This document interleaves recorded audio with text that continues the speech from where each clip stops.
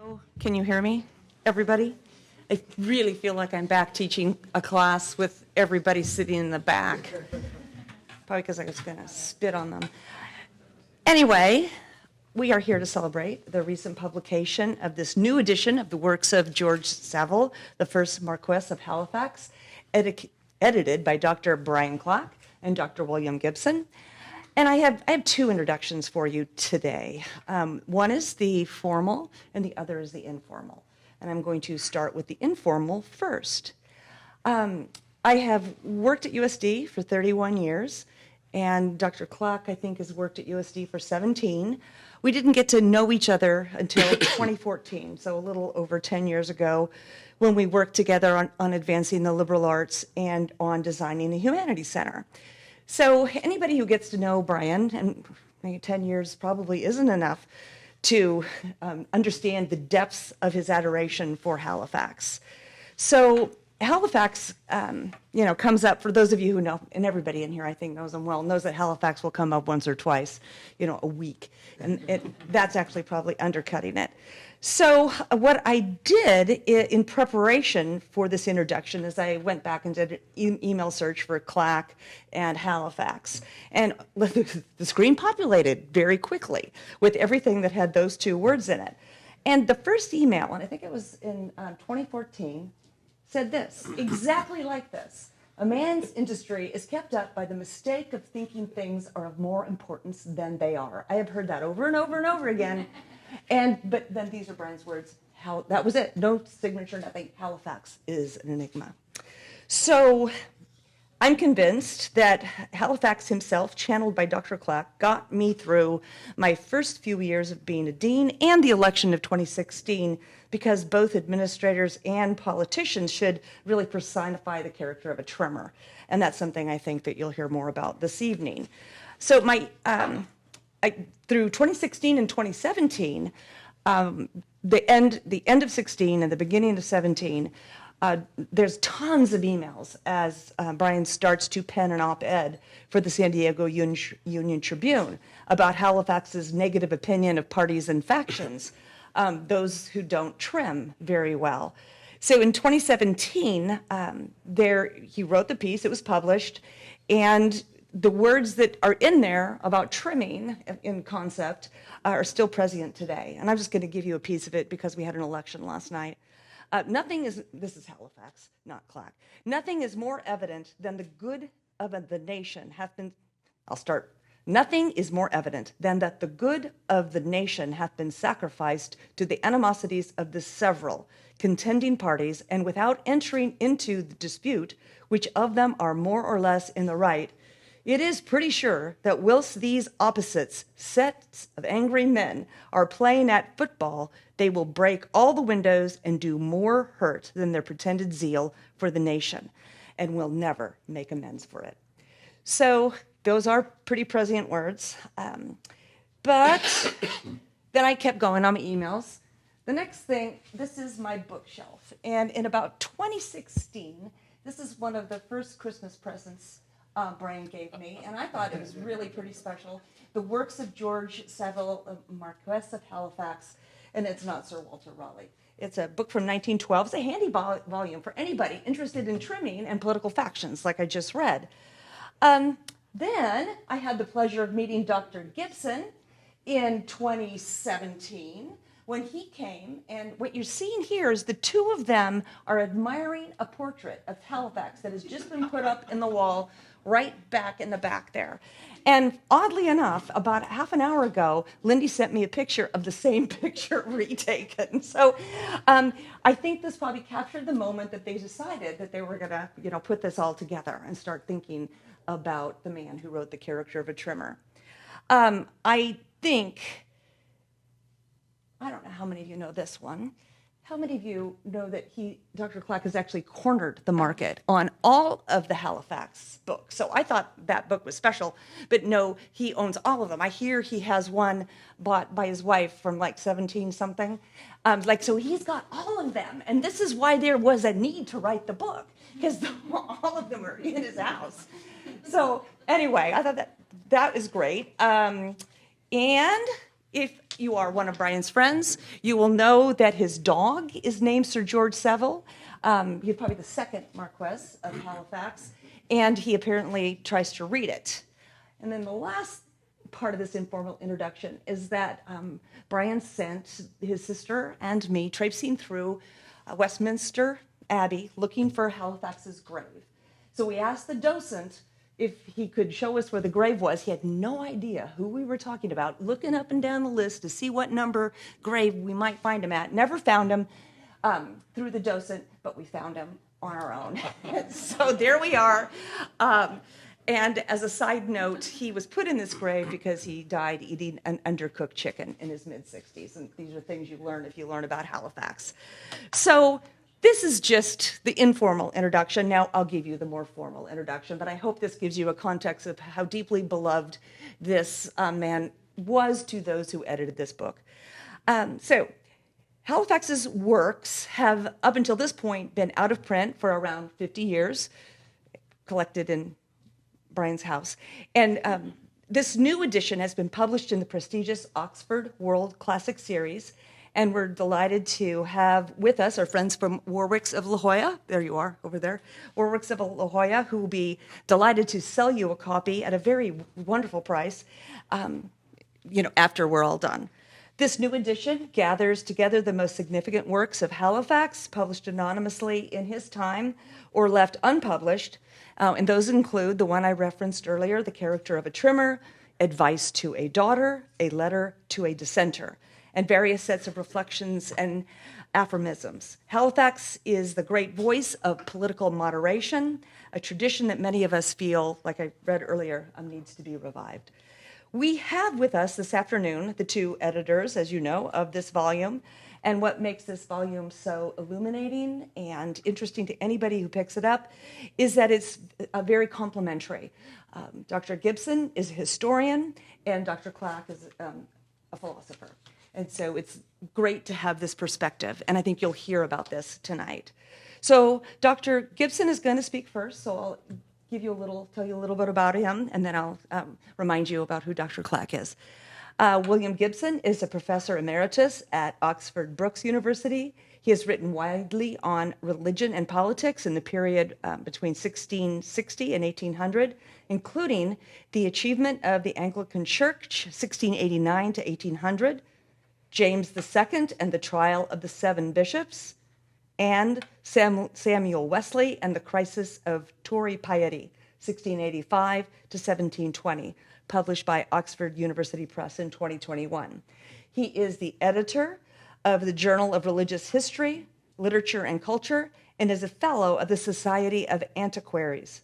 Dr. Gibson has held visiting fellowships at Yale University and at Baylor University in Texas, and was formerly the director of the Oxford Center for Methodism and Church History. His forthcoming book, James II and Wales, to be published by the University of Wales Press in January, details the dramatic failure of King James's rule in Wales, and is described as a comprehensive study of a ruined reign. Dr. Brian Clack, who you know well, is a professor of philosophy and the A. Basiliadis Distinguished Director of the Humanities Center here at USD. He is the author of 2 books on the philosophy of Wittgenstein and of a book titled Love, Drugs, Art, and Religion, The Pains and Consolations. With his sister, Beverly Clack, he has co-authored the popular textbook, The Philosophy of Religion, A Critical Introduction, now in its 3rd edition. And with USD's Tyler Hauer, he co-edited the substantial Oxford University Press anthology, Philosophy and the Human Condition. Dr. Clack's interest in the conservative tradition has manifested itself not just in this new volume of Halifax's works, but in his previous book, an abridged edition of Edmund Burke's Reflections on the Revolution in France. And so that is with the Broadview Edition series. His current research, and I don't know if you've heard about this, is about Samuel Johnson and ghosts. And maybe Samuel Johnson and on ghosts separately too. So anyway, Maggie, can we get rid of the picture of Bev and me? Okay, yeah. Okay, and we're going to ask Dr. Gibson to come up and begin. We're going to be a double act this evening. I'm going to talk about Halifax's life and his involvement in politics, and Brian's going to talk about his political thinking. Halifax, if you don't know him, was born in 1633. He was the son of a fairly ordinary Yorkshire gentleman. Excuse me. This is another a portrait of Halifax.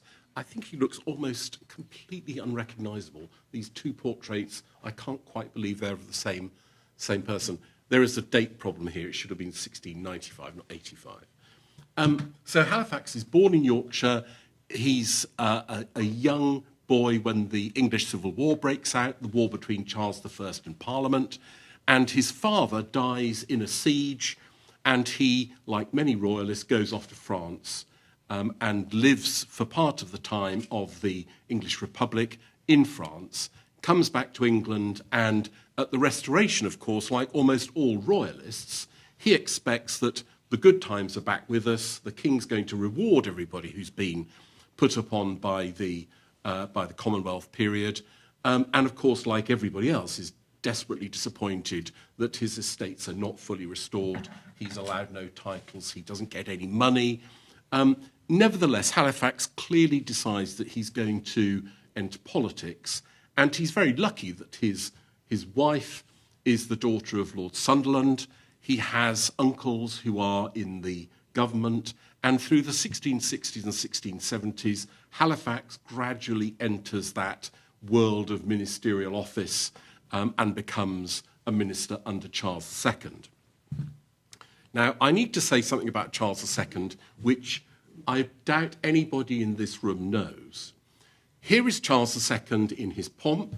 He's known both at the time and I think by historians as the Merry Monarch. He's a bit of a lad. He's the kind of guy you'd go out to a party with and he'd entertain you. He loves the theatre. He has lots of mistresses. He has over a dozen illegitimate children. He is charm personified.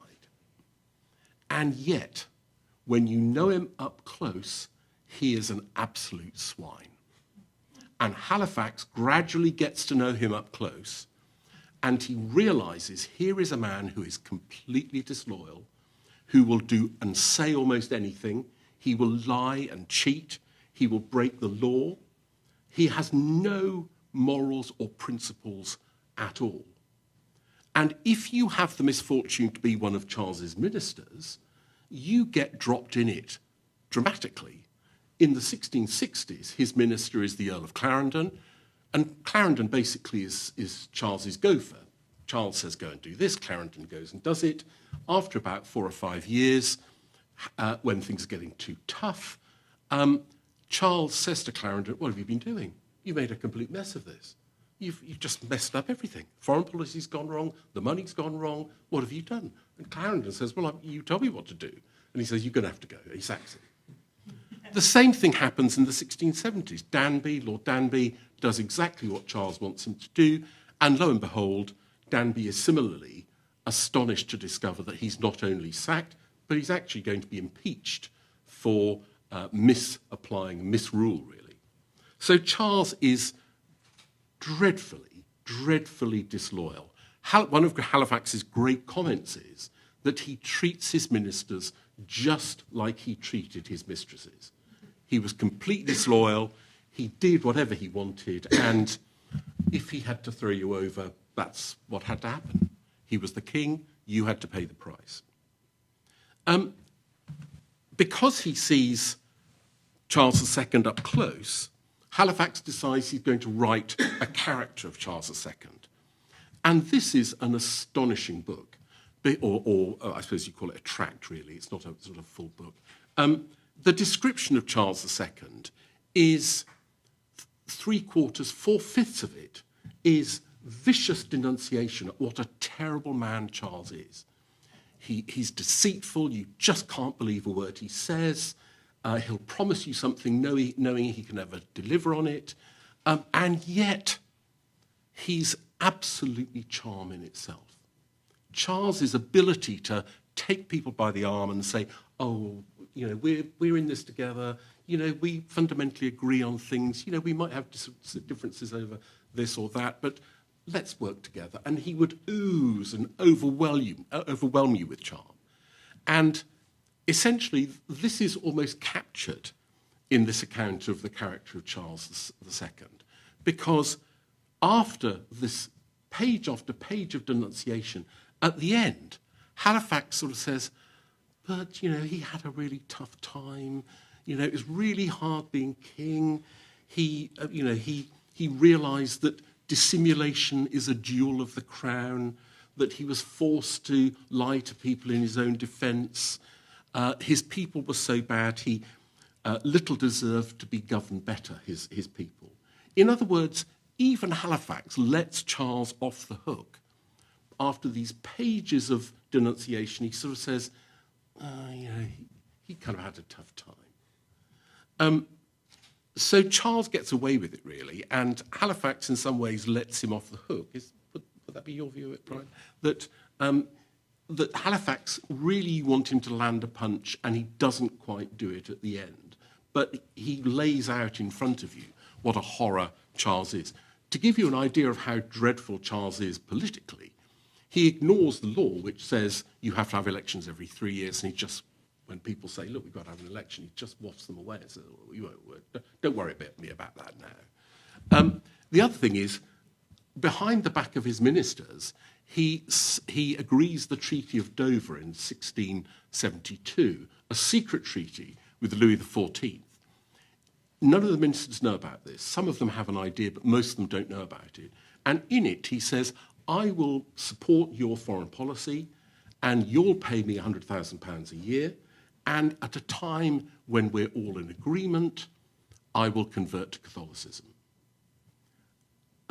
It's an eye-watering kind of agreement, and astonishes everybody by the fact that it's not revealed for a further century. When it is revealed in the 1770s, people can't quite believe it. But that's the kind of thing that Charles could do, simply behind the back of his ministers, given that Britain was a Protestant country, her foreign policy was absolutely opposed to Louis. Here is the king almost being treasonous in his behaviour. Charles dies in 1685, and everybody knows that Charles has no legitimate children. He has plenty of illegitimate children, and he's succeeded by his brother, James II. Where Charles was emollient and smooth and charming, and you kind of forgave him, James has none of those characteristics. He's difficult, he's spiky, he's arrogant, he's prone to fly off the handle in fury if you try to block what he's doing. He is a very difficult man, humorless, severe. He is the last person you want to go to a party with. And Halifax clearly expects that he's going to be sacked, because Halifax has made no bones of the fact that James, as a Roman Catholic, will be a danger to the throne, that he will try to convert England back to Catholicism, and if he can't do it in an easy way, he will do it brutally. Halifax, to his astonishment, is kept on in government as minister. I think he's Lord Privy Seal, isn't he? And he's kept on in government only for about 6 months. And then, of course, James says to him, look, Halifax, I want you to become a Catholic. And Halifax says, no, I'm not going to. And this is the pattern of James's reign. James essentially decides he is going to force the conversion of England back to Catholicism. And he does this through the most astonishing mechanisms. He sacks a whole raft of judges. He packs the bench of judges with his chosen men, of course no women. He tries to convert the University of Oxford into a Catholic seminary. He announces that he has the power to dispense with any laws as he sees fit. You might ask, what's the point of having a parliament if the king can certainly overturn any laws that he wishes? And most importantly, James decides he's been able to rig the bench of judges. Why not rig elections to parliament? And then he can do exactly what he wants. And James sets out to fix the elections to Parliament. And the way he does it is he realises that there is a group of Protestant dissenters, that is, Protestants outside the Church of England, who are persecuted by the Church of England, but who have the vote. And he thinks, if I can narrow down the electoral franchise just to these people, I can probably persuade them to vote for my policies, especially if I say to them, I'm going to introduce religious freedom. What I really mean by that is freedom for Catholics. But they'll do my bidding. And Halifax is probably the first person who sees what James is doing. And Halifax publishes, anonymously, he publishes Letter to a Dissenter. And in it, effectively, Halifax blows the whistle on James II. And he says, this is what the king is actually doing. His declaration of indulgence, his declaration that he will indulge you with freedom of religion, is simply a feint. It's a stratagem. The minute you agree to what he's done, you elect his nominees to Parliament, they will vote in his policies, the trap will be sprung. In a wonderful phrase, which I have to say I always quote, he says, you are therefore to be hugged now, only that you may be better squeezed at another time. So the Protestant dissenters, he's warm and loving and kindly to you now. The minute your MPs have voted for his policies, you will be squeezed. And this is one of those few times in history when you can say a single event like this, the publication of a letter to a dissenter, changes the whole political weather. It can't be published in England because it's just too seditious. So it's published it's printed in Holland, it's introduced through the eastern ports of England in huge quantities. Certainly at least 20,000 were printed in the first print run. And it gets enormous coverage. It's passed from hand to hand, and it manages to swing the attitude of dissenters. Dissenters step back from throwing their lot in with James. They decide it's just too dangerous. If the letter to a dissenter is right, it's too dangerous to throw our lot in with James because everybody is worried that he is a Catholic tyrant. In the summer of 1688, James's regime starts to crumble. Halifax has already been in secret talks with William of Orange, who is James's nephew and son-in-law. He married James's daughter, Mary, who's a Protestant. And it's quite clear that William intends to invade, which he does on the 5th of November, 1688. The anniversary, the 337th anniversary is today. And he enters England through Devon. He marches up with a huge army to Salisbury Plain. James comes out of London with his army, and James has a sort of crisis.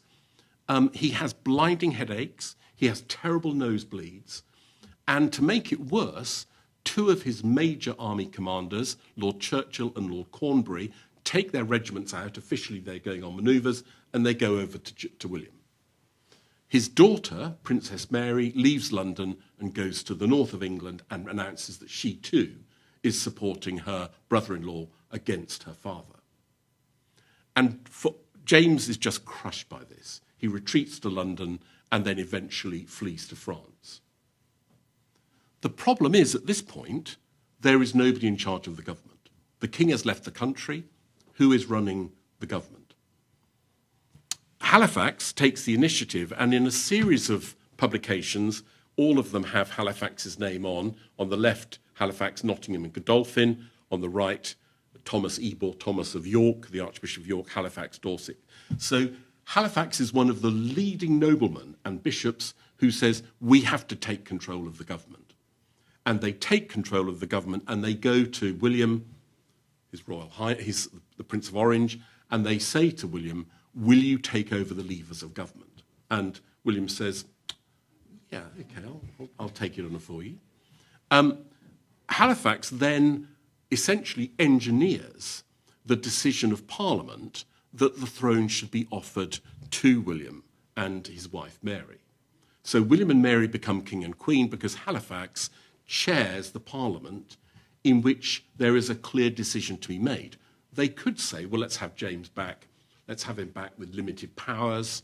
Let's give the throne to Mary because she's the next heir. And there are all sorts of models that are put forward. Any one of them could have been successful. But the prospect of a revenge-ridden James is just too unattractive. After a bit, William starts to say, well, I'm getting a bit bored with this. And he sort of says to the Lords, look, if you don't want me to be king, I'm happy. I'll go back to Holland. You can just have James back if you want. Everybody says, no, we'll take you. And William and Mary become king and queen. And there is this wonderful, this is actually a frieze which is in the Palace of Westminster in London. There are a series of friezes of great moments in British history. And this is the moment when William and Mary are offered the crown. The man offering the crown on the left is the Marquess of Halifax. So he is the man who actually is deciding or handing the crown to William and Mary. And before they accept the crown, they have the Bill of Rights read to them. And the Bill of Rights, the English Bill of Rights, is the document which says we're not having any of that nonsense about monarchy again. You can't be like James. There have to be limits to what you can do. And William and Mary accept the throne on those terms. But Halifax is the man who essentially engineers this and makes it work. To finish, it's worth mentioning really that Halifax throughout his life has what I think we probably call a sort of depressive illness. He has periods when he just can't cope with things. He goes back to his estate in Warwickshire, his estate is called Rufford, and spends time out of things. And it seems that after the revolution of 1688, that's what happens. He gives up political office, he goes back to Rufford. William is clearly sufficiently impressed with Halifax that he says, I'm going to keep a ministerial post open so you can come back whenever you want. But, of course, as Noel says, he has this nasty incident with a partly cooked chicken. He has a ruptured esophagus and dies as a result of this terrible, I don't know, accident or culinary disaster. And poor old Halifax is then forgotten. It's almost as if the waves cover over him and he's forgotten to history. But he is a very great man indeed. He plays a key role. He knows exactly what Charles is like. He knows exactly what James is like. His political antennae are absolutely well-tuned, and he can put his finger on the nub of a particular political problem. And that's why, really, I think Halifax is somebody who we ought to celebrate and we ought to know much more about. And it pains me that he is not one of those people like Cromwell or Strafford or William Laud or Charles I, that we don't think he was a great man of the 17th century. So, thank you very much. Thank you. Thank you. I just want to say it is a great pleasure to have Bill with us today. Bill and I have had a shared enthusiasm for all things Halifax for some time, and it was a real dream of ours to get this edition of his works back into print at the truly bargain price of $11.99. It's hard to imagine. We're robbing ourselves. Yes, We're absolutely robbing ourselves. Bill's spoken about Halifax's the historical context of Halifax's life. In my contribution, I want to note some themes of Halifax's thought, mainly as these pertain to human nature and to that rather out-of-fashion virtue of political moderation. As Bill and I intended to make clear in our introduction to this volume, Halifax is, and Noel alluded to this, Halifax is an enigmatic figure. He was at the heart of British political life, and yet his jaded view of human affairs always led him to keep a distant and rather isolated place. There's a wonderful story about Halifax entering into Westminster Hall one day, and one of the court wits of the period, it's a great job to have being a court wit, looking at Halifax alone going into Westminster Hall, said, yonder goes the Marquess of Halifax with all of his friends. And a great many of Halifax's thoughts suggest a weary and disillusioned view of human activity. Noel's mentioned this already. A man's industry is kept up by the mistake of thinking things of more importance than they are. And there are very few things that can, in truth, excuse men's being busy about them.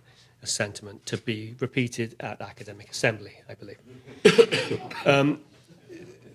These are the type of sentiments that we might expect from a disengaged pessimist of the Schopenhauerian type, withdrawn from the world or cloistered within a university.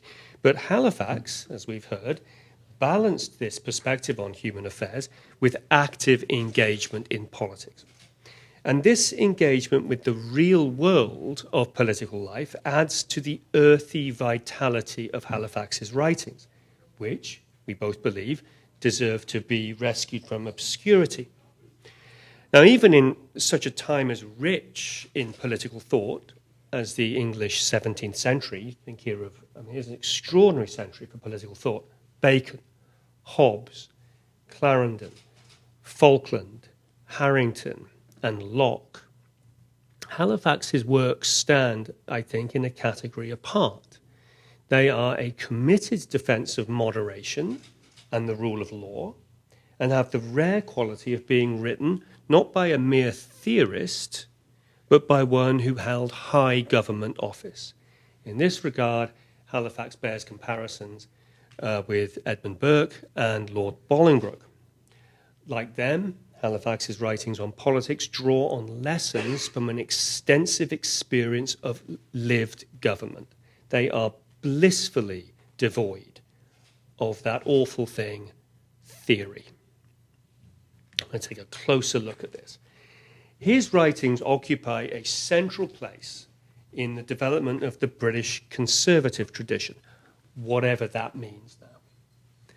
Sir Ian Gilmore, who held ministerial office in the governments of both Edward Heath and Margaret Thatcher in the late 70s and 80s, described Halifax as a thinker whose writings provide almost a grammar of conservatism.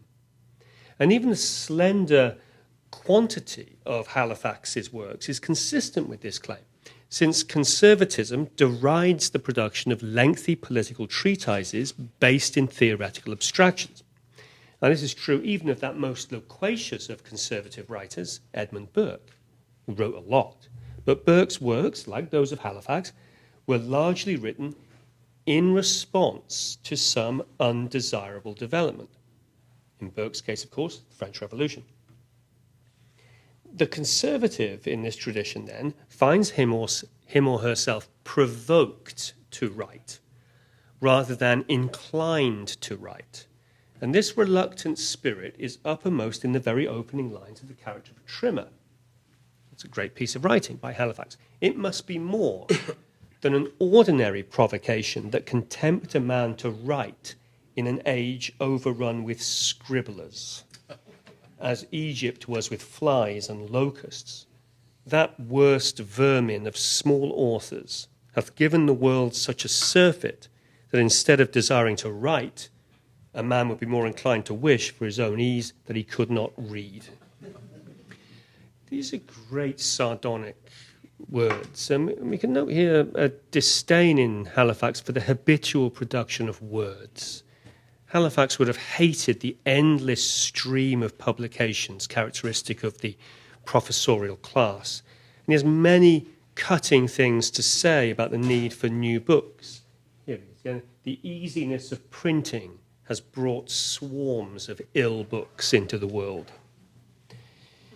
The act of political writing, then, is justified only when an unnecessary, undesirable innovation disrupts a tolerable and long-standing situation. When what Karl Mannheim called the simple habit of living more or less unconsciously needs deliberate and conscious support in the face of radical change. And Halifax articulates the characteristically conservative distinction between the concrete realities of real political life and the airy unrealities of pristine theory when he says something like this. Is another great image of Halifax. Actually looking at his best here, I think. The government of the world is a great thing, but it is a very coarse one too, compared with the fineness of speculative knowledge. This disdain for abstraction is duly complemented by his emphasis on contingency and circumstance, things which are always to be taken into account and which will inevitably undermine the politics of theory and dogma, he says. Circumstances must come in and are to be made a part of the matter of which we are to judge. Positive, in other words, theoretical decisions are always dangerous, more especially in politics. He furthermore has words of warning about those who are tempted to mend things, words directed presumably at the type of politician who, in the words of Brookes, is habitually meddling. Halifax doesn't like meddlers. He says, desiring to have anything mended is venturing to have it spoiled. To know when to let things alone is a high pitch of good sense. These are the words on the back of the book. The high pitch of good sense. The Halifaxian alternative to such dangerous projects of radical alteration is to accept a situation and make the best of it. This sentiment rises to something like a philosophy of life in Halifax. He says there is a scurvy side of every kind of life to which a man can apply himself. We must take all together and make the best of it.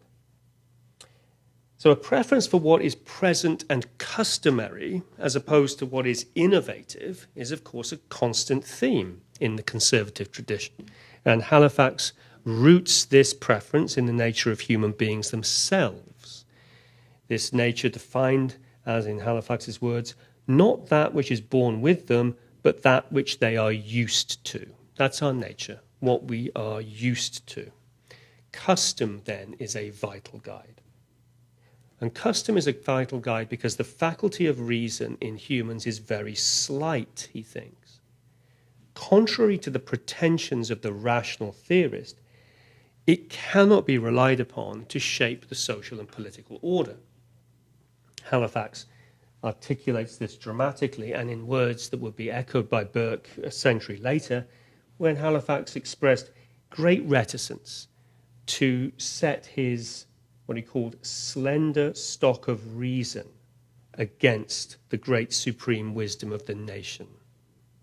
Here we find important conservative themes of prescription and presumption, and of how the individual reason, however impressive, should bow to the collective wisdom of a tradition existing time out of mind.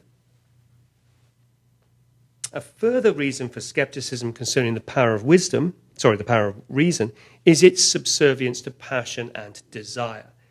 Halifax notes, for example, how reasons are less necessary than is generally thought. It's a good piece of psychology, this, actually. They are oftener mustered to make a show than for anything else. Men's resolutions are generally formed by their appetite or their interest. Reason is afterward called in for company, but it has no vote. This is a very clever piece of writing. We know what we want to do, and then we find reasons to support that. We're not led by reason. Here we see how Halifax's political stance is informed by a distinctive view of the limitations and infirmities of human nature. Now, a deeply felt pessimism about this scurvy world, the word scurvy appears time and again in Halifax's writing. He says, to understand the world and to like it are two things not easily to be reconciled. This pessimism, and of course, again, it's very interesting to have a politician with this kind of wearied pessimism. This extends to human beings and their capabilities. It applies to the intellectual capabilities of human beings and to their moral capabilities. Never satisfied, and with their true motives generally hidden from themselves, even a person's most seemingly virtuous of acts is rarely unmixed with some degree of vice. Halifax lists a load of these things. Commiserating with another person is more often than not accompanied by feelings of superiority. Pity may be more to do with imagining ourselves in the same sad situation as the sufferer, and it's fear of public shame rather than any inner moral sense that generally motivates a person. Echoes of Hobbes and La Rochefoucauld are clearly evident here. Halifax's emphasis on the imperfectibility of human beings is another part of that grammar of the conservative tradition. The conclusion that frailty is the incurable nature of mankind renders, for Halifax, suspect any ambitious scheme for social transformation. So you've got here something about intellectual and moral imperfectibility. Worse than that, of course, is something that any government ignores at its peril, namely the human inclination towards violence. The process of civilization, which Halifax, anticipating Freud, feels was hardly worth the expense of energy required, has only superficially altered the violent nature of the human being. He says man is still a beast of prey. He is only brought out of the woods and ranges in towns. Violent propensities of this kind intensify when individuals are aggregated, there being an accumulative cruelty in a number of men, he thinks. The angry buzz of a multitude is one of the bloodiest noises in the world. Hence Halifax's dread of popular discontent. Hence also his articulation of the role of government and law. Laws, he declares in the character of a trimmer, published anonymously under the name of Sir William C., thought to be Sir William Coventry, who was Halifax's uncle. Laws, he declares early on in the character of a trimmer, are venerated as the chains that tie up our unruly passions, which else, like wild beasts let loose, would reduce the world into its first state of barbarism and hostility.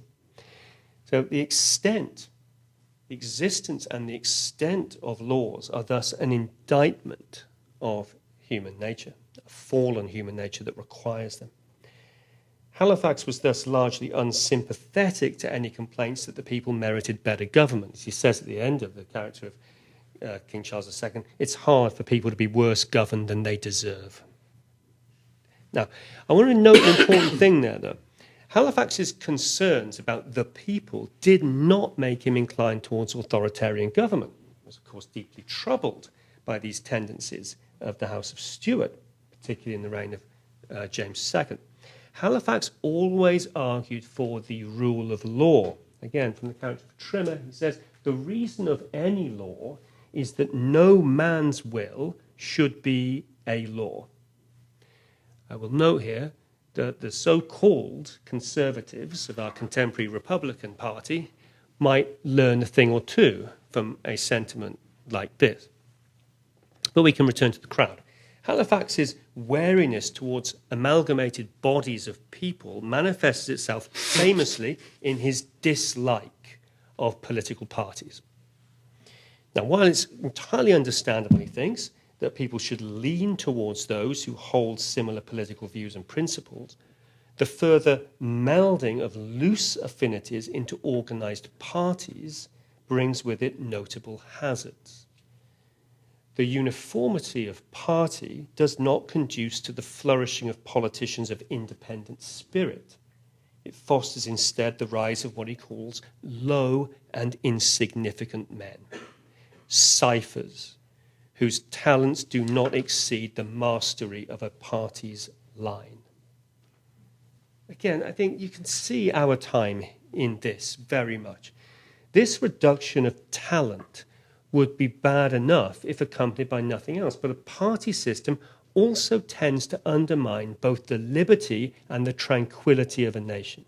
Halifax memorably writes, this is in his cautions about elections, when a man is drowned in a party, plunged in it beyond his depth, he can hardly be called a free agent, and for that reason is very unfit to be trusted with the people's liberty after he has given up his own. Telling thoughts, I think.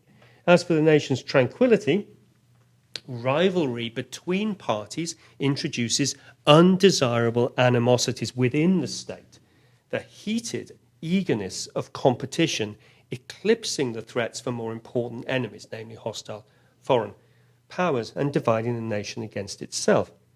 The resulting spectacle is likely to be more akin to a spiteful and destructive game than to the cool and steady deliberation required for proper governance. Noel has already quoted this line about this is like a destructive game of football where people just break all the windows. This applies again to our own time so very perfectly that it barely needs to be noted. Halifax's contempt for party politics is uppermost in his best-known work, The Character of Trimmer. Halifax is indeed so firmly identified with this publication that he is often referred to simply as Halifax the Trimmer. I want us to get a clearer sense of the meaning of the term trimmer and what it means as a supremely moderate political position. We should think first of all about what the term trimmer meant in the immediate period before Halifax wrote. Secondly, how Halifax himself characterizes it. And finally, its further development and continued influence in political thought. Now, the meaning that the word trimmer had acquired by 1684 was largely pejorative. For the Tory propagandist Sir Roger Lestrange, it's a fantastic name and an incredible face, Roger Lestrange thought of the trimmer as an unprincipled political operator whose proclaimed moderation was merely a cloak for ulterior motives and for timidity. He edited this newspaper called The Observator, and The Observator was festooned with the most colourful and savage denunciations of the trimmer, who had come to replace the Whig as the focus of the Tories' ire. What Lestrange really hated about the trimmer was the flexibility, the sort of protean character. You didn't know what the trimmer was doing. And so he has these great descriptions. The trimmer is an inexhaustible fountain of varieties of mischiefs. Great description. An arrant juggling hocus. A kind of state otter. Neither fish nor flesh. A very dangerous figure, Lestrange thought. There was the vehemence of such insulting words that in part provoked Halifax to write The Character of a Trimmer, clearly alluding to the nightmarish imagery served up by Lestrange and others, such as John Dryden. Halifax expresses astonishment as to how such a moderate thing as a trimmer could be depicted as a strange kind of monster, whose deformity is so exposed that it would be enough to fright children and make women miscarry at the sight of it. Against such horrors as this, Halifax returns to the original nautical meaning of the term. So the term trimmer is a nautical term. And he sees it here as a desirable image for responsible statesmanship, particularly in a time of political disturbance. This is a famous passage. This innocent word trimmer signifies no more than this, that if men are together in a boat and one part of the company would weigh it down on one side, another would make it as much to the contrary, make it lean as much to the contrary. It happens that there is a third opinion of those who conceive it would do as well if the boat went even without endangering the passengers. So you have one group of people who wants to push it all on one side, another one who wants to throw their weight to the other side, and what you need are people whose aim is to balance things out. The ideal of trimming is so central to Halifax's thought and this text that it indicates not merely prudent guidance for the pressing problems of his time, foreign policy, for example, but it becomes enlarged into a near rapturous vision of all good things existing between extremes, encompassing matters ecclesiastical. The Church of England, God bless it, is that trimming church par excellence. Morality is based upon a mean between extremes. Divine things. It even extends to England's healthy climate, which he says is the best. The English climate is a trimmer, he says, between that part of the world where men are roasted and the other where they are frozen. Halifax's advocacy of limited or mixed monarchy as the most suitable form of government for England serves as a good example of his trimming mentality. He wades into the dispute about whether an absolute monarchy or a commonwealth or republic is the best form of government.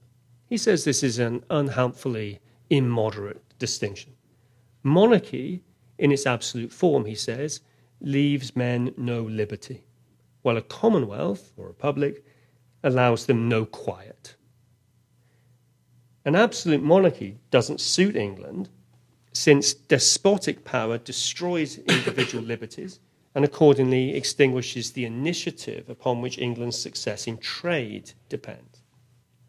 As for a pure commonwealth, it requires the population to have more virtue than it in fact possesses. Commonwealths are also, he says, disliked because of the lack of the bells and tinsel that draw the English people to the spectacle of monarchy. He says things people like the bells and tinsel. People here sometimes ask me why we Brits have stuck with a monarchy. My response typically is we tried a republic and we didn't like it. Both extreme positions being dismissed, Halifax isolates what he calls the wise mean of a mixed or bounded monarchy, in which monarchical power is tempered and restrained by parliaments and by the rule of law, and in which dominion and liberty are so well reconciled. This is what Bill was talking about with regard to the Revolution's settlement. You have a monarchy, but you bound it. You bind it, right? So you can see here that trimming is not simply a search for a mean between extremes, but it is the attempt to attain a healthy equipoise rooted in practicalities. This is to be achieved by balancing, compensating, and weighing competing factors, by paying attention to the particularities of any given state of affairs, which he refers to in this case as our situation, our humour, our trade. These are particular things that a particular nation might have. Halifax's ideas haven't enjoyed the same level of attention as been given to those other British giants of the 17th century, Hobbes, Locke. But the ideal of political activity described in the character of a trimmer has nonetheless exerted a quiet influence in the work of some important subsequent thinkers. I want to just mention two of these. Halifax is not mentioned by name in Brookes' Reflections on the Revolution in France, but it is the spirit, indeed the very language of the trimmer, that animates Burke in the closing stages of that book, in which Burke defends his own consistency. Here's Burke. Burke describes here, these are words very much lifted from the character of a trimmer. My opinions come from one who would preserve consistency by varying his means to secure the unity of his end. And when the equipoise of the vessel in which he sails may be endangered by overloading it upon one side, is desirous of carrying the small weight of his reasons to that which may preserve its equipoise. And the very last line of Reflections on the Revolution in France, utterly Halifaxian. One may note here how a trimmer's actions, which can appear shifting and irresolute, will in fact be informed and motivated by a consistent goal, namely the balance and equipoise of the state, particularly in a time when enthusiasms of one kind or another threaten to unleash destabilization. The second post-Halifaxian author I want to mention is Michael Oakeshott. In Oakeshott, one finds a more studied and an acknowledged Halifaxian influence. This influence emerges most directly in Oakeshott's posthumously published book, The Politics of Faith and the Politics of Skepticism.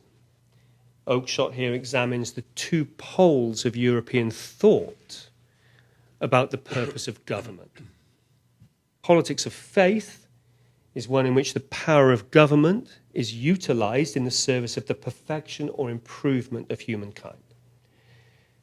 Politics of skepticism, on the other hand, rejects grand and all-encompassing schemes. It pursues the more pragmatic task of lessening the severity of conflicts generated by the inherent complexity of human affairs.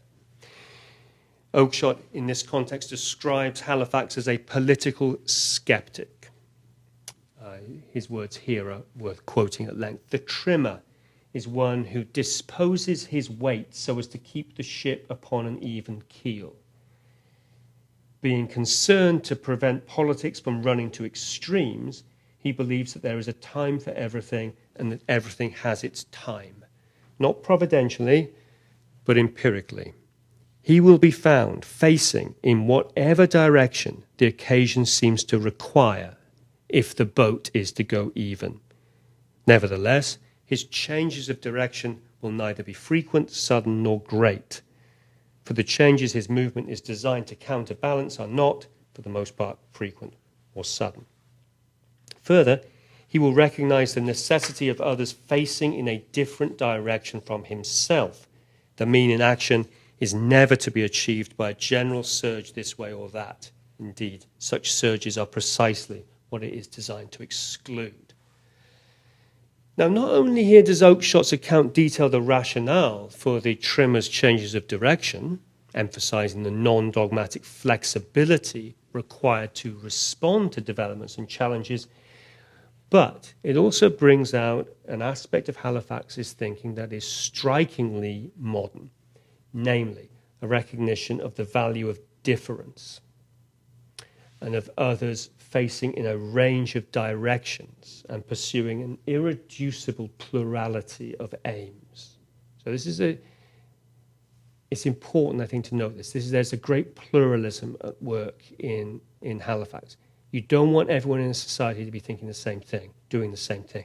You need them to, for the state to function in a healthy way, you need a range of different viewpoints. That's a very modern idea, I think. It was never likely that the temperate and level-headed Halifax would attract the same degree of attention as thinkers of a more radical bent, a Rousseau, say, or a Marx. A moderate voice possesses none of the glamour or allure of a visionary one. Words of caution about the potential hazards of grand political projects tend to be less welcome than those promising transformative improvements in human happiness. And yet, Halifax's pursuit of the juste milieu was not unsuccessful in its own time. It could be argued that it was his political sensibility of compromise, caution, and sheer muddling through that was stamped on the revolution of 1688. And his sceptical and pragmatic type of politics remain valuable, one might say invaluable, for us in our volatile and centrifugal times. He says, extremity is always ill. That which is good cannot live a moment with it. I like this a lot. Halifax's sentiments here are ones that we can only hope might be taken to heart by a world swinging dangerously away from the centre. Thank you very much.